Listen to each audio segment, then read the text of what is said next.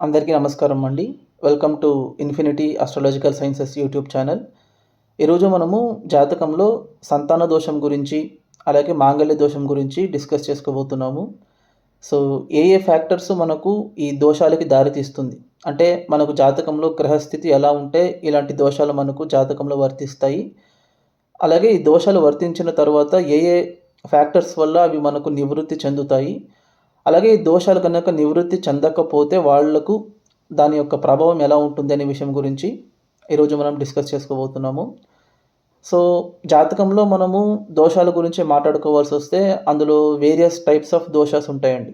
అంటే పితృదోషం కానీ, కాలసర్పదోషం కానీ, శుక్రదోషం కానీ, లేకపోతే నాగదోషము, ఇలాంటివి చాలా దోషాలు ఉంటాయి మనకు జాతకంలో. ఇందులో పర్టికులర్లీ మనము సంతాన దోషం గురించి, అలాగే మాంగళ్య దోషం గురించి మాట్లాడుకునేటప్పుడు వీటిలో ఉన్నటువంటి ప్రాముఖ్యత ఏంటి అనంటే, రెండు మనకు కుటుంబ జీవితానికి సంబంధించినటువంటి ఫ్యాక్టర్స్. అంటే ఒకటి సంతాన దోషం అనేది పిల్లలకి సంబంధించినటువంటి దోషము. మాంగళ్య దోషం అనేది భర్త యొక్క ఆయుర్దాయానికి, అలాగే దాంపత్య బంధానికి సంబంధించినటువంటి ఒక దోషం. సో, కుటుంబ జీవితానికి చాలా ఇంపార్టెంట్ పారామీటర్స్ అయినటువంటి సంతానము, అలాగే మాంగళ్యం, ఈ రెండు గనక మనకు జాతకంలో దోషంలో ఉంటే, అప్పుడు ఒక వ్యక్తి యొక్క జీవితం అనేది ఎలా ఉంటుందనే విషయం గురించి మాట్లాడుకునేటప్పుడు జనరల్‌గా ఈ దోషాలనేవి ఫస్ట్ మనకు ఎలా ఏర్పడతాయి అనే విషయం గురించి మాట్లాడుకోవాలి. సో, సంతాన దోషం అనేది మనకు ఎలా ఏర్పడుతుంది అనంటే, ఎప్పుడు ఏ దోషమైనా మనం చూసుకునేటప్పుడు దాని యొక్క కారకుడు, అంటే సంతాన కారకుడు ఎవరు మనకు? గురువు. అలాగే మన జాతకం బట్టి మనం పుట్టినటువంటి లగ్నానికి మనకు సంతాన స్థానానికి ఆధిపత్యం వహించేటటువంటి గ్రహం ఏదైతే ఉందో ఆ అధిపతి, ఈ ఇద్దరి యొక్క కండిషన్స్ మనకు జాతకంలో సంతాన దోషాన్ని ఇండ్యూస్ చేసేటటువంటి ఫ్యాక్టర్స్. సో, ఎప్పుడైతే ఒక జాతకంలో సంతాన స్థానం చెడిపోయి ఉండి, అంటే సంతాన స్థానంలో పాపగ్రహాలు ఉన్నా సరే, లేకపోతే సంతాన స్థానాధిపతి పాప స్థానాల్లో అంటే దుస్థానాల్లో ఉన్నా సరే, లేకపోతే సంతాన స్థానాధిపతి నీచబడిపోయినా, బలహీనపడ్డా, లేకపోతే పాపత్వం చెంది ఉన్నా, అప్పుడు సంతాన స్థానాధిపతి బలహీనపడ్డట్టు మనకు ఒక ఇండికేషన్. దీనికి తోడు జాతకంలో మనకు సంతాన కారకుడైనటువంటి గురువు కూడా చెడిపోయి ఉంటే, అంటే గురువు నీచబడో, గురువు వక్రించి ఎక్కడైనా మంచి పొజిషన్లో, ఫర్ ఎగ్జాంపుల్ ఉచ్చబడి వక్రించి ఉంటేనో, స్వక్షేత్రబడి వక్రించి ఉంటేనో, లేకపోతే గురు చండాలయోగంలో ఇన్వాల్వ్ అయి ఉంటేనో, లేకపోతే గురువు పాపకర్తృయోగంలోనో, లేకపోతే పాపగ్రహాలతో కూడి ఉంటేనో, అప్పుడు మనకు బోత్ సంతాన స్థానము, సంతానాధిపతి, సంతాన కారకుడు, ఈ మూడు ఫ్యాక్టర్స్ మనకు చెడిపోయి ఉంటే అదే మనకు సంతాన దోషానికి దారితీస్తుంది. సో, జనరల్‌గా ఏంటంటే ఈ సంతాన దోషం గనక ఉంటే దాని అర్థం ఏంటంటే పిల్లలు కలుగుతారా లేదా?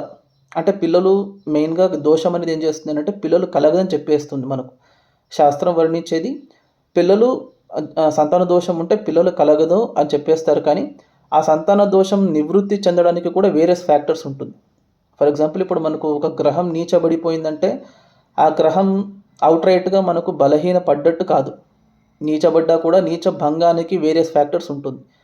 అందులో ఏ ఫ్యాక్టరు మనకు అక్కడ కోయిన్సైడ్ కానప్పుడే అది మనకు నీచం కింద మనం తీసుకోవాలి. కానీ ఒక్క ఫ్యాక్టర్ గనుక మనకు కోయిన్సైడ్ అయ్యి అది భంగపడితే అది ఇన్‌ఫాక్ట్ రాజయోగానికి దారితీస్తుంది. సో, ఇది ఎందుకు చెప్తున్నాను అనంటే, జాతకంలో చాలామందికి సంతాన దోషాలు ఉంటాయండి.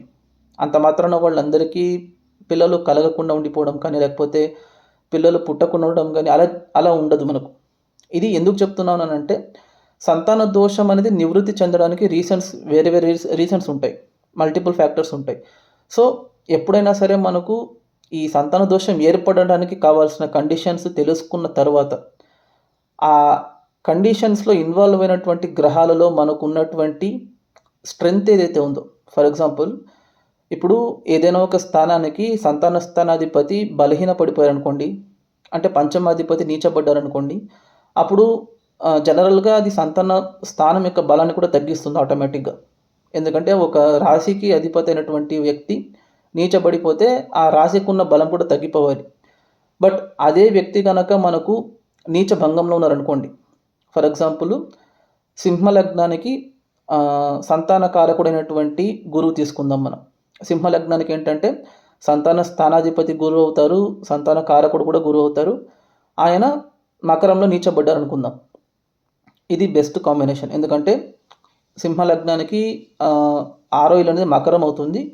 సో అది దుస్థానం కూడా అవుతుంది. అటువంటి దుస్థానంలో సంతాన స్థానాధిపతి, సంతాన కారకుడు అయినటువంటి గురువు నీచబడి ఉన్నారనుకోండి. సో అది చాలా తీవ్రమైనటువంటి సంతాన దోషం. సో ఇప్పుడు మనం జనరల్గా జాతకాలు చూసుకునేటప్పుడు సింహలగ్న జాతకులకు గురువు మకరంలో ఉంటే వాళ్ళు ఎవరికి పిల్లలు లేరని కనుక చూసుకుంటే చాలామంది పిల్లలు ఉంటారు. సో ఎలా పిల్లలు పుడతారు అలాంటప్పుడు అనే విషయం గురించి మాట్లాడుకునేటప్పుడు గురువు మనకు 6వ ఇంట్లో అంటే మకరంలో నీచబడి ఉన్నా కూడా, సపోజ్ గురువు కనుక అక్కడ శనితో కానీ లేకపోతే గురువు ఉన్నటువంటి నక్షత్రాధిపతితో కానీ ఆయన సంబంధపడి ఉంటే, ఎయిదర్ మకర రాశిలో ఉన్నారు కాబట్టి శనీశ్వరుడితో పాటు కలిసి ఉన్నా, లేకపోతే శనితో పాటు పరివర్తన చెంది ఉన్నా, లేకపోతే శని దృష్టి ఆయన మీద పడుతూ ఉన్నా అప్పుడు ఆయనకు నీచ భంగం జరుగుతుంది. లేదా గురువు మనకు ఉత్తరాషాఢ, శ్రవణ, ధనిష్ట నక్షత్రాలలో ఉన్నటువంటి నక్షత్రాధిపతితో ఏదైనా సంబంధపడి ఉంటే, అంటే గురువు ఉత్తరాషాఢలో ఉండి సూర్యుడితో పాటు కలిసి ఉన్నా, లేకపోతే గురువు ధనిష్టలో ఉండి కుజుడితో పాటు కలిసి ఉన్నా, లేకపోతే గురువుతో పాటు చంద్రుడు ఉండి వాళ్ళిద్దరూ శ్రవణ నక్షత్రంలో ఉన్నా కూడా గురువుకి నీచభంగ రాజయోగం జరుగుతుంది. సో ఇలాగా మనకు ఫర్ ఎగ్జాంపుల్ గురువు ఉన్నటువంటి రాశ్యాధిపతి శని కానీ, లేకపోతే గురువు ఉన్నటువంటి రాశిలో ఉచ్చబడేటటువంటి కుజుడు కానీ గురువుతో పాటు ఉంటే అప్పుడు సంతాన కారకుడు, సంతాన స్థానాధిపతి రోగస్థానంలో నీచబడి ఉన్నా కూడా ఆయనకు అక్కడ నీచభంగం జరుగుతుంది. సిమిలర్లీ మాంగళ్య దోషం విషయానికి వచ్చేటప్పుడు కూడా ఇదే పారామీటర్సే. మనకు మాంగళ్య స్థానమైనటువంటి 8వ ఇల్లు, మాంగళ్య స్థానాధిపతి అయినటువంటి 8వ ఇంటి అధిపతి, అలాగే మాంగళ్య కారకుడైనటువంటి కుజుడు. ఈ 3 విషయాలకు మనకు జాతకంలో ఏదైనా చెడు జరిగితే అప్పుడు అది మాంగళ్య దోషానికి దారితీస్తుంది. ఇది చాలా క్రిటికల్. ఎందుకంటే నార్మల్గా ఏదైనా ఒక జాతకంలో అష్టమ స్థానంలో కనుక గ్రహాలు ఉంటే అది మంచి జాతకం కాదని చెప్పేస్తాం మనం. లేకపోతే అష్టమాధిపతి కనుక మనకు చెడిపోయి ఉంటేనో, అంటే అష్టమాధిపతి బలహీనపడితేనూ మంచిది కాదు. బలహీనపడితే ఆయుష్ బాగుండదు, ఆయుర్బలం ఉండదు, ఆ మనిషికి ఎప్పుడు జీవితంలో కష్టాలు వస్తాయని చెప్తారు. అష్టమాధిపతి బలపడిపోతే జీవితంలో ఎదగలేరు, జీవితంలో ఏ పని తలపెట్టినా కూడా ఆటంకాలు, అవరోధాలు, అడ్డంకులు వస్తాయని చెప్తారు. సో ఈ 8th లార్డ్ని మనం అర్థం చేసుకోవడం అనేది ఒక సెన్సిటివ్ టాపిక్. అంటే ఏదైనా ఒక లగ్నానికి అష్టమాధిపతి లగ్నాధిపతికి మిత్రుడై ఉంటే, ఫర్ ఎగ్జాంపుల్ ధనుర్లగ్నానికి అష్టమాధిపతి చంద్రుడు. సో చంద్రుడు కనుక ధనుర్లగ్నానికి బలంగా ఉంటే, ఫర్ ఎగ్జాంపుల్ 6వ ఇంట్లో ఉచ్చబడి ఉంటే అది one of the best position. అది విపరీత రాజయోగానికి దారితీస్తుంది. లగ్నాధిపతి కూడా 8వ ఇంట్లో ఉచ్చబడతారు కాబట్టి లగ్నాధిపతికి అష్టమాధిపతికి ఉన్నటువంటి పరస్పర సంబంధం ఏదైతే ఉందో వాళ్ళిద్దరూ మిత్రులు అవుతారు. కాబట్టి న్యాచురల్గా అష్టమాధిపతి అయినటువంటి చంద్రుడికి బలం వచ్చేటప్పుడు ధనుర్లగ్నానికి ఆయన మంచి చేస్తారనే ఆస్కారం ఎక్కువ ఉంటుంది. అదే మీరు కనుక ఇప్పుడు ఫర్ ఎగ్జాంపుల్ వృశ్చికం తీసుకోండి. వృశ్చికానికి అష్టమాధిపతి బుధుడు అవుతారు.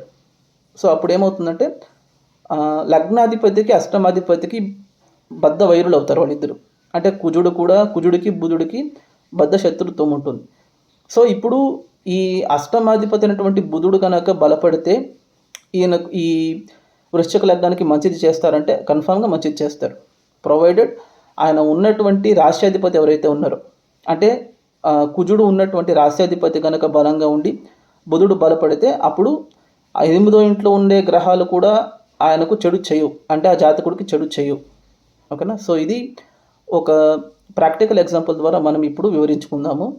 సో మీరు కనుక స్క్రీన్ని గమనించినట్టయితే మీకు ఒక జాతకం కనబడుతుంది చూడండి. ఇది ఒక స్త్రీ జాతకం అండి.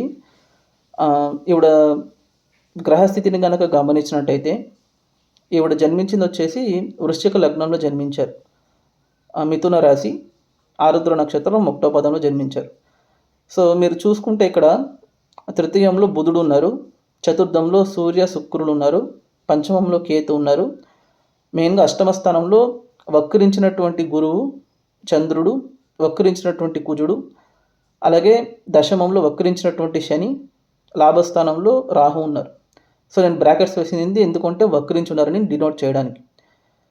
సో ఇక్కడ కనుక మనం చూసుకుంటే ఈ జాతకంలో మనకు మేజర్ పిల్లర్స్ అంటే కుటుంబ జీవితానికి సంబంధించిన 2 స్థానాలు ఏవైతే ఉన్నాయో, అంటే సంతాన స్థానమైనటువంటి పంచమ స్థానము, సంతాన కారకుడైనటువంటి గురువు, సంతాన స్థానాధిపతి అయినటువంటి గురువు ఎలా ఉన్నారో చూడండి.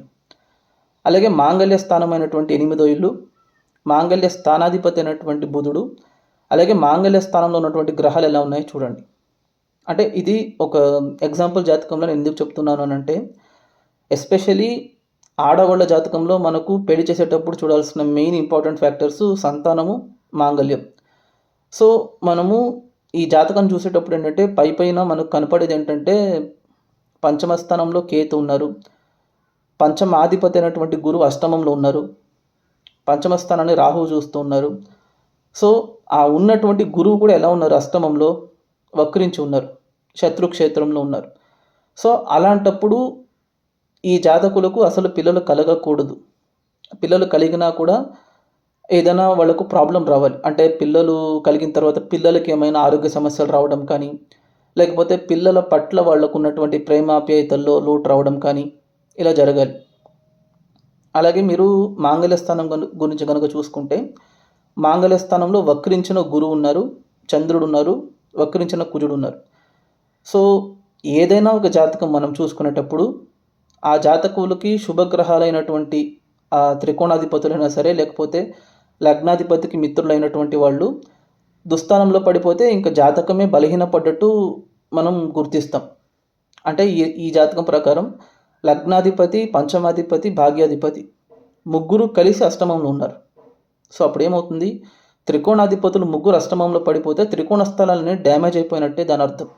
సో అలాంటప్పుడు జాతకంలో త్రికోణాధిపతులు బలహీనపడిపోతే ఇంకా జాతకానికి అసలు స్ట్రెంతే రాదని ఒక జనరల్ ప్రిడిక్షన్ మనకు. సో అలాంటప్పుడు అది కూడా వాళ్ళు ముగ్గురు ఎలా ఉన్నారంటే ముగ్గురికి శత్రుక్షేత్రమే. 8 కనుక చూసుకుంటే గురువుకి శత్రుక్షేత్రమే, చంద్రుడికి శత్రుక్షేత్రమే, కుజుడికి శత్రుక్షేత్రమే. సో అలాంటప్పుడు మాంగళ్య స్థానం కూడా అక్కడ డ్యామేజ్ అయిపోతుందని మనం భావించాలి. కానీ ఈవిడ నిజ జీవితంలో ఈవిడకు పిల్లలు కలగకుండా ఉండడం కానీ, పెళ్ళి కాకుండా ఉండడం కానీ, ఒకవేళ పెళ్ళైతే వాళ్ళ భర్త చనిపోవడం కానీ, లేకపోతే డివోర్స్ అవ్వడం కానీ అలా జరిగిందా అని అంటే అలా ఏం జరగలేదు. ఇందుకు రీజన్ ఏంటి అని అంటే, మీరు కనుక ఆవిడ లైఫ్ని చూసుకుంటే, ఆవిడ పుట్టింది 1978లో జన్మించారు, ఫిబ్రవరి నెల 18వ తేదీ. ఆవిడ పుట్టినప్పటి నుంచి ఆవిడకు 1995 వరకు రాహుదశ జరిగిందండి. అంటే ఫస్ట్ 17 ఇయర్స్ ఏవైతే ఉన్నాయో టోటల్ రాహుదశ జరిగింది ఆవిడకు. కరెక్ట్గా 95 నుంచి 2011 వరకు ఆవిడకు గురుదశ జరిగింది. ఇది ద మోస్ట్ ఇంపార్టెంట్ పీరియడ్. ఎందుకంటే గురుదశ ఆవిడకు 17 సంవత్సరాలు ఉండగా స్టార్ట్ అయింది, అది 33 ఏళ్ల వరకు జరిగింది ఆవిడకు.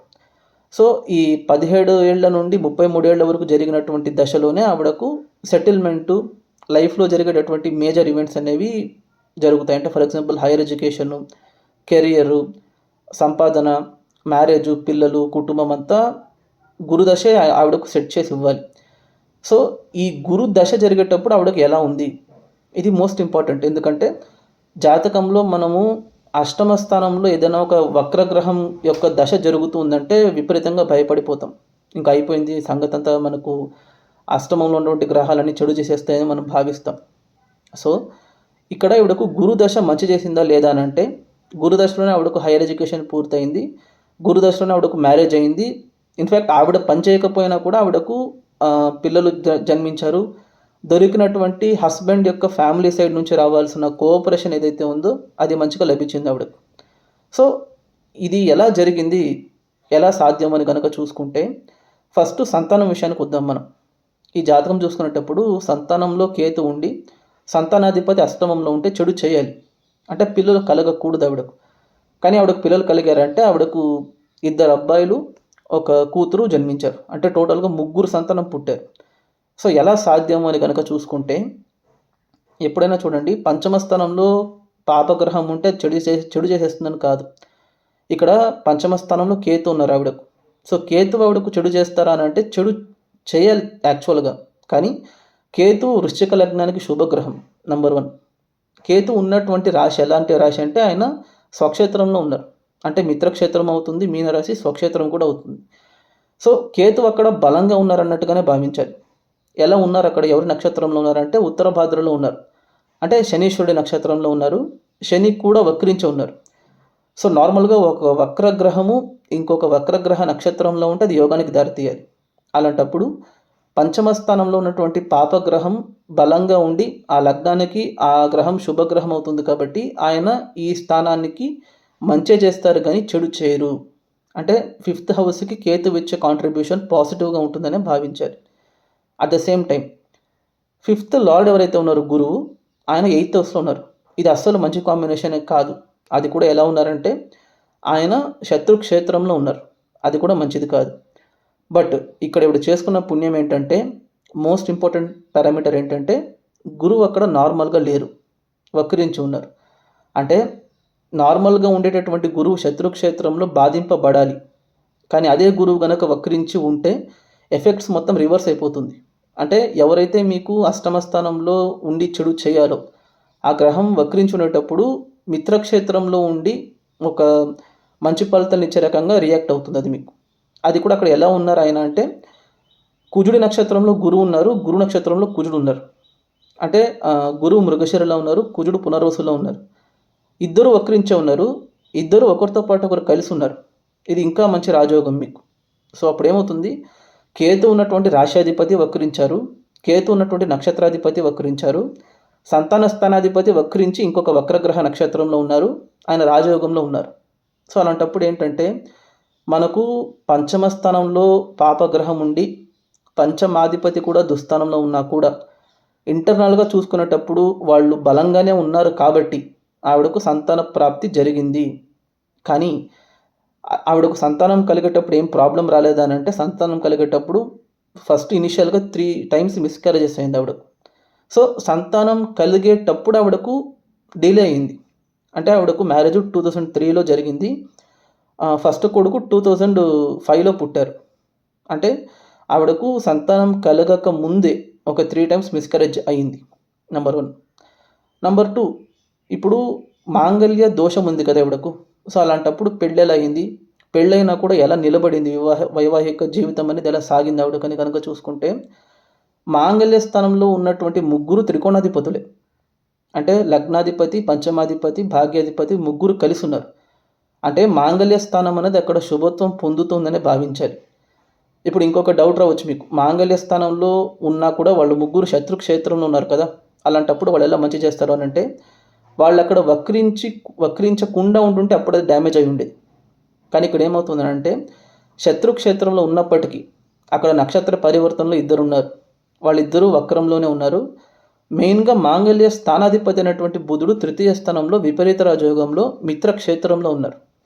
సో ఇక్కడ మాంగళ్య స్థానంలో ఉన్న గ్రహాలు పాజిటివ్గా రియాక్ట్ అవుతాయా లేదా అనే విషయాన్ని మనకు మాంగళ్య స్థానాధిపతి అయినటువంటి బుధుడు నిర్ణయిస్తారు. అటువంటి బుధుడు 3వ స్థానంలో మిత్రక్షేత్రంలో బలంగా ఉన్నారు, విపరీత రాజయోగంలో ఉన్నారు. సో అలాంటప్పుడు ఏంటంటే మాంగళ్య స్థానంలో ఉన్నటువంటి 3 గ్రహాలు ఆవిడకు మంచి చేయాలి, నెంబర్ 1. కానీ ఈవిడకు మ్యారేజ్ అయింది ఎప్పుడు అని అంటే 2003లో పెళ్ళయింది. అది కూడా ఏంటి ఆప్టిమమ్ ఏజ్, కరెక్ట్గా ఆవిడకు 2003 అంటే 25 సంవత్సరాలు ఆవిడకు. బట్ ఇక్కడ ఏంటి గమ్మత్ ఏంటి అని అంటే ఆవిడకు దొరికినటువంటి భర్త ఆవిడ కంటే 9 years పెద్దవారు. అంటే ఏజ్ గ్యాప్ అనేది ఆల్మోస్ట్ 9.5 10 years ఏజ్ గ్యాప్ అనుకోండి. అంటే ఆవిడకు 25 ఏళ్ళు అంటే వాళ్ళ భర్తకు 34 ఏళ్ళు. సో ఈ ఏజ్ గ్యాప్ ఎందువల్ల వచ్చింది అని అంటే భర్తకు లేట్గా మ్యారేజ్ అయినట్టప్పుడు. అంటే ఆయనకు 34 years అంటే అప్పుడు ఆయనకు లేట్ మ్యారేజే కదా, మగవాళ్ళకు 30 years దాటిందంటే లేట్ మ్యారేజ్. 34 yearsకి పెళ్ళయింది. ఆయనకు ఫస్ట్ చైల్డ్ కలిగేటప్పుడు ఆయన ఏజ్ ఎంత, 37 years. అంటే మొదటి సంతానం ఆయనకు 37 ఏళ్ళకు జన్మించారు. ఇది ఎందుకు జరిగింది అని అంటే సంతాన దోషం ఉంది కాబట్టి పిల్లలు కలిగే కన్నా ముందు ఈవిడకు ప్రాబ్లం వచ్చింది, అలాగే ఆయనకు పిల్లలు డిలే అయ్యింది. సో ఇక్కడ సంతానం కలగక ముందు ప్రాబ్లం వచ్చింది కాబట్టి పిల్లలు కలిగిన తర్వాత అయితే వాళ్లకు ఎటువంటి ఆరోగ్య సమస్యలు లేవు, వాళ్ళు మంచిగా చదువుకుంటూ ఉన్నారు, వాళ్ళతో ఉన్నటువంటి ప్రేమాప్యాయత అనుబంధం తల్లిదండ్రులకు బాగుంది. కానీ ఎప్పుడైతే ఒక జాతకంలో సంతాన దోషం ఉండి ఎటువంటి సమస్య లేకుండా మంచిగా పిల్లలు పుడతారో అప్పుడు ఇట్ ఈస్ ఏ ప్రికాషన్ అనేది మీరు ముందే తీసుకోవాలి.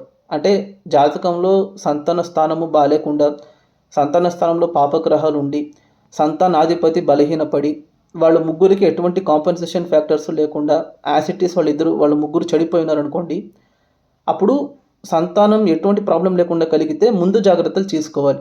అంటే పిల్లలను పెంచేటప్పుడు వాళ్ళకు మంచి పౌష్టికమైన ఆహారం ఇవ్వడము, వాళ్ళు అట్లీస్ట్ ఒక 12th గ్రేడ్ చదివేంత వరకైనా తల్లిదండ్రులతో పాటు ఉంచుకొని చదివించడము, వాళ్ళని హాస్టల్లో వేయకుండా ఉండడము, ఇలాంటి జాగ్రత్తలు తీసుకోవాలి.